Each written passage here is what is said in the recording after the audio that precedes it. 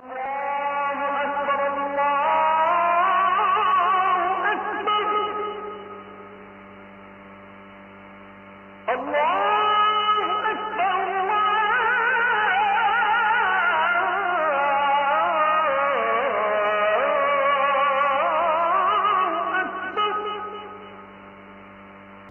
সাল্লাল্লাহু আলাইহি ওয়াসাল্লাম বলছেন, আমরা তো সবাই মুয়াজ্জিন হতে পারবো না, কিন্তু মুয়াজ্জিনের ক্ষমাটা আমরা কেমনে পাবো?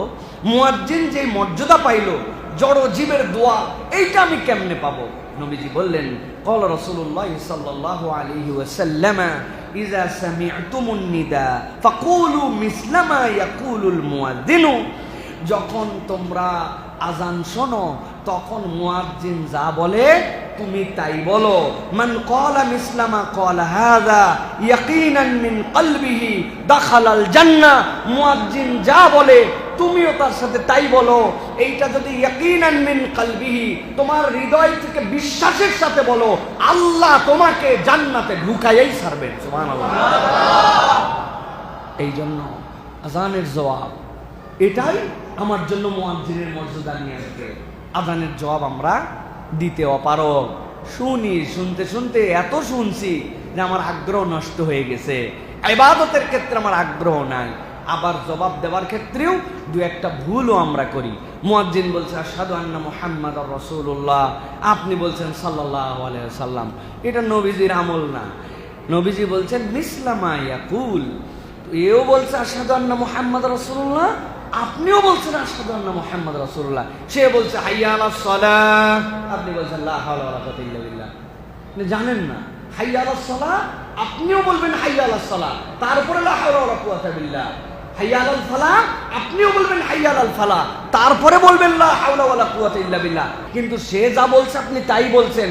আল্লাহর নবী বলছেন আপনার জন্য এটা জান্নাতে যাওয়ার কারণ হবে। সুবহানাল্লাহ। মা বোনেরা বাড়িতে থাকেন, আজানের শব্দ যায়, কত কাজ করেন, কিন্তু চিন্তা করছেন এটা বোধহয় পুরুষ মানুষের উত্তর দেওয়ার দায়িত্ব, মহিলাদের মনে কোনো দায়িত্ব নাই। মহিলাদেরও দায়িত্ব, আপনার এটা আমল। অতএব আপনি মসজিদে কখনো মহিলাদেরকে মুয়াজ্জিনের দায়িত্ব দেওয়া হয় নাই, কিন্তু আপনি যদি উত্তর দেন তাহলে মুয়াজ্জিনের সওয়াব এইটা আপনি পেয়ে যাবেন। হযরত বেলাল আজান দিয়ে আসলেন, সাহাবীদের মন খারাপ হয়ে গেছে। আয় হায়, এই আজান দিলে মুনতাহা নিদা, তার ডাক যদ্দূর যায় এই পর্যন্ত আল্লাহ মাফ করেন, জ্বর জীব সব তার জন্য ক্ষমা চায়। আমাদের আর এটা পাওয়া হলো না। বেলাল রাদিয়াল্লাহু তাআলা এই জায়গা দখল করে রাখছে। আল্লাহর নবী বেলাল রাদিয়াল্লাহু আজান দেওয়ার পরে সাহাবীদেরকে এই কথা বললেন, সাহাবীরা খুশি হয়ে গেলেন। সুবহানাল্লাহ। এটা মুসনাদ আহমদের মধ্যে আসছে। তাহলে আমরা এইরকম ভাবে আজান এবং এটার উত্তর দিব তো ইনশাআল্লাহ। অবহেলা করব না তো। মাঝে মাঝে সুযোগ থাকলে মসজিদে আজানও দিয়ে দিবেন। সুযোগ পাইছেন, জীবনে একবার আজান দেয় নাই, 70 বছর বাইসা মরে গেছে, কেমন মুসলমান এটা? একদিন আজান দিলেন না আপনি, যে একটা দিন সুযোগ নেই মুয়াজ্জিনের কাছ থেকে যে একটা দিন আমি একটু আজান দিই আল্লাহর জন্য। এটা ইমানদারদের টার্গেট হওয়া উচিত প্রিয় ভাইরা।